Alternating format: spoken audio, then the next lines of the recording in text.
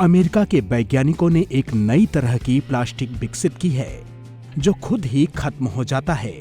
उन्होंने पॉलीयूरीथेन प्लास्टिक में एक बैक्टीरिया को मिलाया है। ये बैक्टीरिया प्लास्टिक खा जाता है और इस तरह प्लास्टिक खुद ही खत्म हो जाता है। साइंस नेचर कम्युनिकेशन में छपे एक शोध में इस प्लास्टिक के बारे में बताया गया है।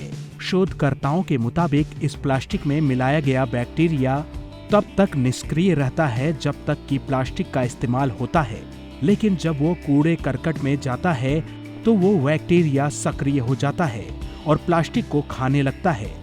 वैज्ञानिकों को उम्मीद है कि ये खोज प्रकृति में प्लास्टिक प्रदूषण को कम करने में मददगार साबित होगी।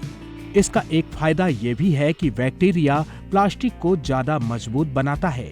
प्लास्टिक प्रदूषण दुनिया की एक बहुत गंभीर समस्या है।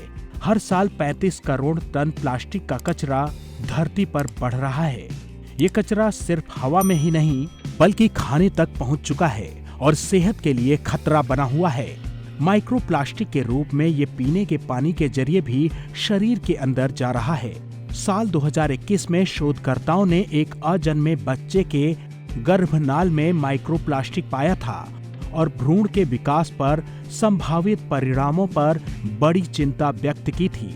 संयुक्त राष्ट्र की संस्था UNEP के रिपोर्ट के मुताबिक अच्छी योजना के साथ काम किया जाए तो प्लास्टिक से दूरी बनाने पर दुनिया 2040 के अंत तक 4500 अरब डॉलर बचा सकती है। इसमें सिंगल यूज प्लास्टिक का उत्पादन न करने से बचने वाली लागत भी शामिल है। वैसे फिलहाल सबसे ज्यादा पैसा प्लास्टिक के कारण सेहत और पर्यावरण को हो रहे नुकसान पर खर्च हो रहा है। अब अमेरिकी वैज्ञानिकों ने नई तरह की प्लास्टिक विकसित की है। फिलहाल वो प्रयोगशाला में ही है, लेकिन कुछ ही साल में ये रोजमर्रा के इस्तेमाल के लिए तैयार हो सकता है। आमतौर पर उपलब्ध प्लास्टिक को खत्म करना मुश्किल होता है क्योंकि उसका रासायनिक स्वभाव बेहद जटिल होता है। वो बहुत सूक्ष्म मॉलिक्यूल से बनता है जिन्हें मोनोमर कहते हैं।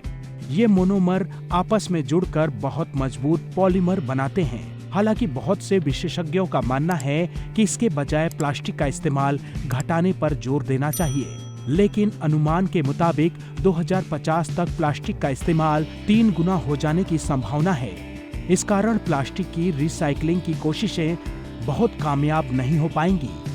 इसलिए बहुत से वैज्ञानिक मानते हैं कि खुद ही खत्म हो जाने वाला प्लास्टिक प्रदूषण घटाने में ज्यादा कारगर साबित हो सकता है। आपको ये जानकारी कैसी लगी हमें कमेंट करके बताइएगा जरूर, और हाँ, चैनल को सब्सक्राइब करना बिल्कुल भी ना भूलें। धन्यवाद।